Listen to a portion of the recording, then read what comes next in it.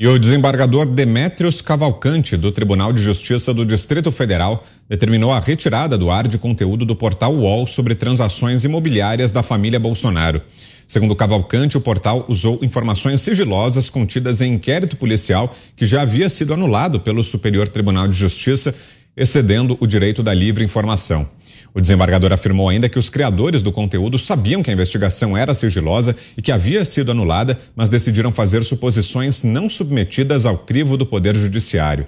Ao deferir a liminar, o Tribunal de Justiça determinou também a retirada do ar dos textos até o julgamento do caso. A ação foi apresentada pelo senador Flávio Bolsonaro como queixa-crime por calúnia e difamação contra Tiago Erdi e Juliana Dalpiva, que assinam as reportagens. A remoção dos conteúdos foi comemorada pelo parlamentar, que disse se tratar de ataques à sua família. Ainda cabe recurso contra a liminar. Começo com você, Diogo Schelp. Olha, Vitor, isso é censura, tá? Por que censura? Porque o desembargador, ele não entra no mérito da reportagem, não diz que a reportagem é mentirosa, que as informações são falsas. O que ele faz é dizer, primeiro, né, os dois argumentos que ele usa. Primeiro, que a reportagem usa, entre outros dados, informações sigilosas de uma investigação que foi anulada. Foi anulada não porque as informações eram falsas, mas porque elas foram obtidas de maneira que não se poderia utilizar em um processo judicial e em uma investigação, né? Então, era uma questão jurídica, era uma questão processual. Não era uma questão de mérito, tá? E o segundo motivo que o desembargador apresentou para mandar retirar esses conteúdos do ar é de que essas informações, que a divulgação dessas informações, não foram, com base em informações que não foram submetidas ao crivo do Poder Judiciário. Nenhum desses dois motivos, nenhum desses dois argumentos justifica uma retirada de informação de uma matéria jornalística. Né? Por quê? Porque matérias jornalísticas muitas vezes se valem de informações sigilosas, né? São obtidas pelos repórteres. Se não fosse isso, não teríamos tido metade, talvez, ou boa parte das reportagens que foram feitas no período da Operação Lava Jato, né? Muitas informações eram informações sigilosas e que os jornalistas obtiveram e divulgaram. É o direito de informar. Né? A mesma coisa em relação a esse argumento do crivo do Poder Judiciário. Uma reportagem não precisa se restringir a informações que passaram pelo crivo do Poder Judiciário. Então aqui não se precisa sequer entrar na discussão se as informações da reportagem estão corretas ou não, né? Porque isso não foi discutido nessa decisão judicial. Essa decisão judicial é basicamente uma censura judicial que atende a um pedido de censura feito pelo senador Flávio Bolsonaro sobre uma reportagem que diz, né, que, e isso não foi rebatido, né, por essa decisão judicial, que diz que dos 107 imóveis adquiridos pelo presidente e por integrantes da família, como filhos, ex-mulher e irmãos, né, nas últimas décadas, 51, né, quase metade, foram feitas com dinheiro vivo, ao menos em parte, com dinheiro em espécie. Então, é censura. Não há outra definição para isso, já que o mérito, né, se as informações estão corretas ou não foram decididas, não foram questionadas nessa decisão judicial. Ana. Vitor, o presidente Bolsonaro explicou de maneira bem didática sobre esse assunto na sabatina aqui da Jovem Pan.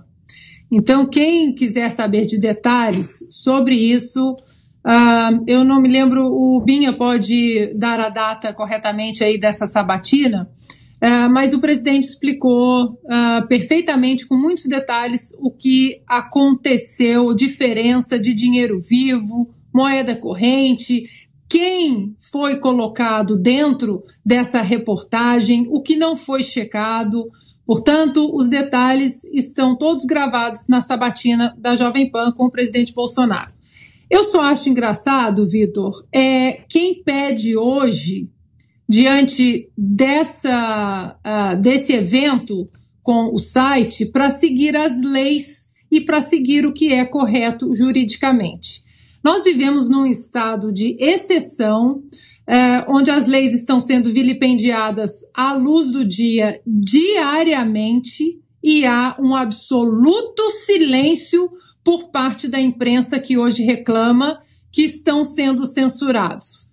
Não existe mais o Estado de Direito, sistema acusatório, há prisões de ofício, não existe mais o Ministério Público, absolutamente tudo juridicamente, quase tudo juridicamente está de cabeça para baixo no Brasil. E o único que vem defendendo respeito às leis e a todo o sistema judicial no Brasil é o presidente Bolsonaro. Então, esse monstro que hoje alguns estão reclamando que é censura, esse monstro foi alimentado por vocês. Esse monstro da censura, da mordaça, a oponentes políticos, a jornalistas independentes, a cidadãos, a médicos, esse monstro foi alimentado por vocês e vocês permaneceram em silêncio. Eu, particularmente, acho que tudo tem que ser aberto, como aqui nos Estados Unidos. Todo mundo fala o que quiser falar, e se há algum processo no caminho de injúria, calúnia e difamação, que isso seja seguido. Mas não tem como não deixarmos de falar e apontar a hipocrisia de quem hoje pede para seguir as leis, essas mesmas pessoas que vêm alimentando esse monstro aí do desrespeito à nossa Constituição, ao nosso Estado de Direito e ao nosso ordenamento jurídico. E só confirmando a data, foi dia 6 de setembro, a sabatina do presidente Bolsonaro aqui na Jovem Pan, e foi essa pergunta que abriu a entrevista, uma pergunta do Zé ao presidente sobre essa reportagem a respeito da compra de imóveis pela família Bolsonaro. Você, Augusto? Nada como acompanhar, como lembra a Ana, o raciocínio tortuoso da turma da censura seletiva, né? O UOL aplaude a interdição de imagens das manifestações de 7 de setembro, da passagem por Londres do presidente Bolsonaro, do discurso na ONU, quer que seja proibido, torce para que seja proibido a gravação de lives na residência do presidente, não vê nada demais no ataque à Jovem Pan, tentando induzir o YouTube a prejudicar a emissora, nada disso, aí tudo bem. Agora, quando acontece alguma coisa em favor do Bolsonaro, aí é censura, só então, tá? Mas se a família Lula, se as trampolinagens e roubalheiras do governo Lula se limitasse a essa movimentação de dinheiro de parentes do Bolsonaro, pois olha, eu estava tratando o Lula como um santo, pedindo a canonização dele. O Lula, o Lula não pode falar em imóveis. Ele foi condenado à cadeia por fingir que não era dele o sítio em Atibaia. O Lulinha tem propriedades aí que todo mundo sabe que existe, mas não é de um amigo dele. Ninguém tem nada lá. Ele criou uma empresa que lida com imóveis, mas não tem escritura. Nada tem escritura. É tudo de um amigo, etc, etc. Pois bem, ele fez muito mais que isso, o Lula. E agora na campanha, nunca pode haver nenhuma decisão contrária ao PT. De jeito nenhum. Isso é censura? Então, assim, não foi por falta de aviso que esse pessoal aí do PT deixou de se preocupar com o avanço da censura. Pois agora aguentem.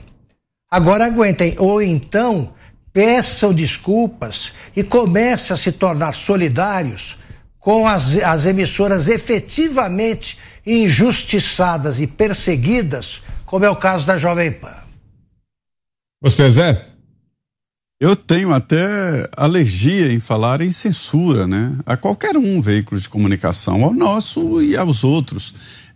Uma democracia vira, só funciona através da informação. A informação é a grande justificativa para a organização como vemos hoje, da humanidade, do Homo sapiens. quando começou a se comunicar, e principalmente de forma abstrata, porque outros animais também se comunicam, mas o Sapiens é que tem esta habilidade de falar de coisas que não existem, né, e de coisas abstratas, é essa nossa o grande diferencial.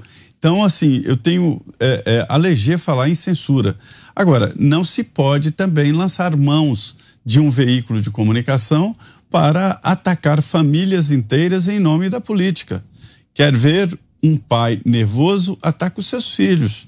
É por isso que o presidente Jair Bolsonaro sai do sério quando alguém ataca seus filhos e a família.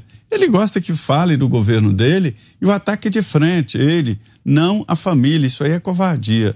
Sobre essa história dos imóveis, na abertura logo da sabatina, eu fiz a pergunta para ele. Falei, olha, estamos dizendo isso aí e tal. Eu já sabia do que tinha acontecido e ele explicou lá como é que é. É porque os cartórios, quando dizem que em moeda corrente, não significa que foi em dinheiro vivo, mas em moeda corrente. Essa relação dos cartórios, isso aí é o próprio cartório que define como coloca, né? Pode ser troca, permuta, mas quando você vai vender um imóvel, o tabelião lá pergunta, já pagou? Já. Em matéria corrente, sim.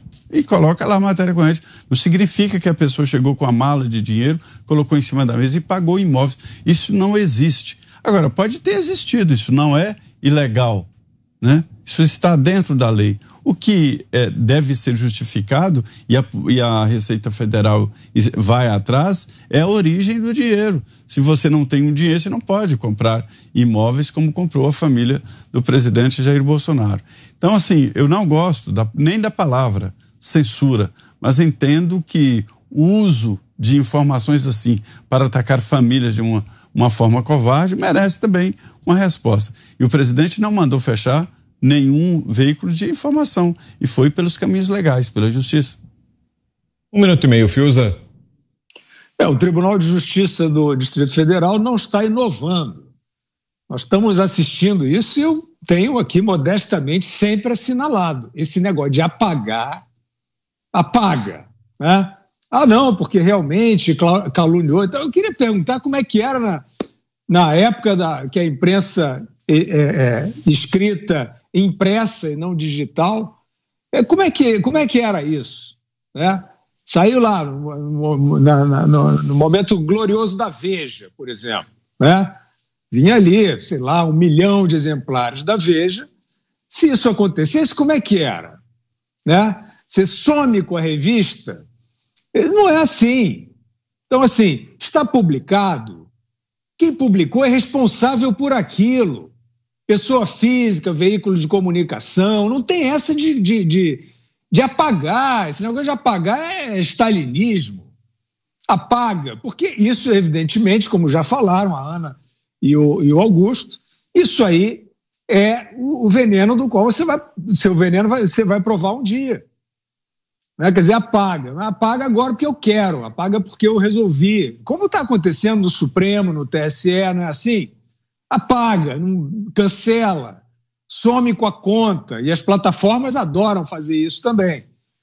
Então não existe isso, né? Eu acho tão elementar. O site publicou, é como se fosse um veículo que publicou. Está lá, está escrito. Não, conseguiu retirar de circulação. Isso raramente acontecia, mas tinha os exemplares por lá, assim como hoje tem os prints, né? O print é eterno e é mesmo. Então não tem essa de ficar mandando sumir com as coisas, né? Houve um problema na publicação, publica em seguida. Direito de resposta, mantém a publicação, que você vai ter que responder por ela, e as pessoas vão ter que ler. Qual é o problema? Você tem que salvar as pessoas do seu próprio discernimento, publica em seguida. Direito de resposta e retratação. Isso é perigosíssimo, essa epidemia de apagar tudo.